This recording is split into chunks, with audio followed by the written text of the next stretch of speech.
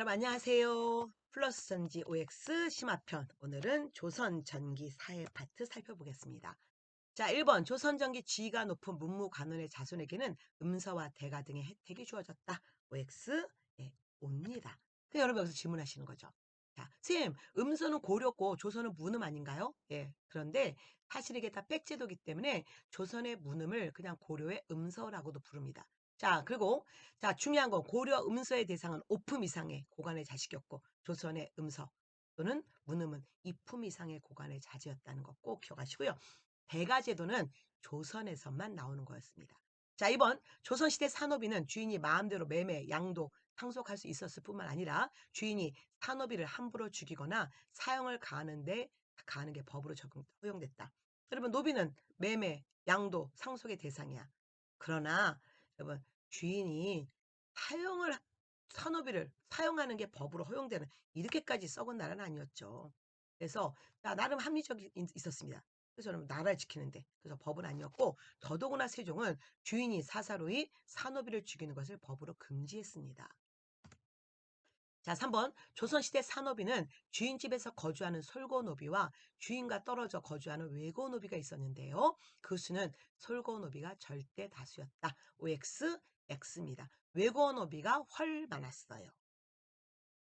4번 조선시대 호족에는 소유한 토지의 면적과 가옥 규모를 기재됐다. 이런 호족은 가족을 조사하는 건데 그 가족 인구 조사에 토지가 들어가면 안 되죠.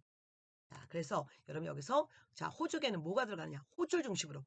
자, 호주와 그의 가족, 오타가 쳤네. 기족이 아니라 가족의 이름, 나이, 그리고 그 사람의 직역, 그 다음에 조상에 대한 자, 4대 정보, 그 다음에 별도로 예속인들, 즉 노비라든가 자, 머슴들 이름이 기록돼 있어요. 그러면 소유한 토지의 면적이 기록되어 있는 것은 이건 뭡니까? 이건 양안이죠. 토지조사, 양안에 대한 얘기. 그 다음에 5번 조선시대 호족에는 가부장적 제도로 인해서 16세 이상 60세 이하 남성만 여러분 좀 전에 자 이미 안내 호족에는 남성만 기록됐다. OX X입니다. 다시 한번 호주와 그의 부인, 자녀 그리고 별도로 노비, 고공 즉 머슴들 이들이 기록돼 있어요. 자, 6번 조선시대 선상노비. 여러분 선상노비라는 말을 처음 들었죠? 이거는 그냥 한번 여기서 알아주세요. 선상노비라는 것은 자, 공노비 중에서 특히 지방에 있는 공노비들이 번갈아 가면서 일정 기간 서울에 와서 자, 근무하는 게 선상노비예요. 어쨌든 공노비의 한 종류입니다. 한마디로 공노비는 10세부터 6세까지 역을 부담했다. 그리고 급료가 지급됐다. 여러분, 자, 10세가 아니라 15세부터 6세까지. 그 다음에 6세가 넘으면 이제 공노비는 자, 해방되는 거잖아요.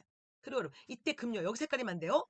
공노비들 국가 관청에서 근무했기 때문에 약간 여러분 자 우리가 집에 개도 기르면 개한테 먹이 주듯이 노비한테도 여러분 그 정도의 자 약간의 자 생활비를 줬어요. 이건 진짜 뭐 녹봉이라서 하시면 절대 안 됩니다. 그래서 노비는 이런 피지배층 중에 노비는 여러분 이런 매매 상속 증여의 대상이었기 때문에 아무리 자 이들에게 급료가 지급되지는 않았어요. 근데 또 헷갈리는 게 있어. 자, 때로는 세종 같은 경우 공노비 중에서 능력 있는 애들은 자, 관직으로 끌고 왔었잖아요. 그럴 때 그들은 월급 받죠. 그게 누구야? 장령실이죠. 그래서 여러분, 자, 장년실 같은 경우는 이제 예외적인 상황이지만 능력 있으면 그렇게 관직을 줬었고요. 이거는 일반적인 노비를 얘기하는 거예요. 공노비. 그래서 여기서 급료라는 것은 진짜 그들이 녹봉 받고가 아니라 일종의 생활비, 생계 유지비를 줬다는 얘기. 자, 7번. 조선 세종 때 호족의 기능을 보완하기 위해서 인보제. 인보제가 뭐냐면 오가작도법 같이 연대 책임지게 하는 거고요. 자, 세종 때가 아니라 태종 때부터 여러분 자, 실시합니다. 자, 8번. 조선시대 강상제는 범죄 중에서 가장 무겁게 취급되었지만 범인에 한정되어서 처벌했다. 아닙니다. 이거는 범인은 물론 그의 부모, 형제, 처자식까지 이게 연자제죠. 심지어 마을의 등급이 한 단계 떨어지고요. 그리고 수령도 여러분 그의 평가 점수에 자, 제재를 받게 돼요. 그래서 결국은 이 강상죄가 그만큼 무서운 죄라는 거죠. 강상죄가 뭐야? 상강오륜에 어긋난 죄죠. 자, 9번. 조선시대 소송은 원칙적으로 신분에 관계없이 제기할 수 있었다. 원칙은 자, 기본적으로 얘기할 수 있었죠. 현실은 쉽지 않았지만.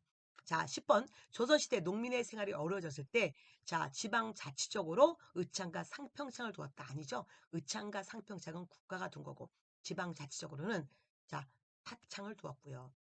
그 다음에 황곡은 국가가 실시한 거잖아요. 그래서 여러분 춘대 추납의 빈민구지도 고구려 진대법 고려 흑창에서 나중에 의창이 됐고 조선은 황곡제도였고요. 타창은 민간에서 지방자치적으로 했던 겁니다. 자, 그래서 오늘 자 조선전기 사회 파트 보셨으면서 중요한 건 기본이 중요합니다. 다시 한번 여러분 조선전기 자 플러스인지 기본편 자 사회 파트 한 번 더 들어보십시오. 우리에게 중요한 것보다 복습이 중요합니다. 반복 반복 반복. 자, 그러면 또 다음 시간에 만날게요. 여러분 파이팅!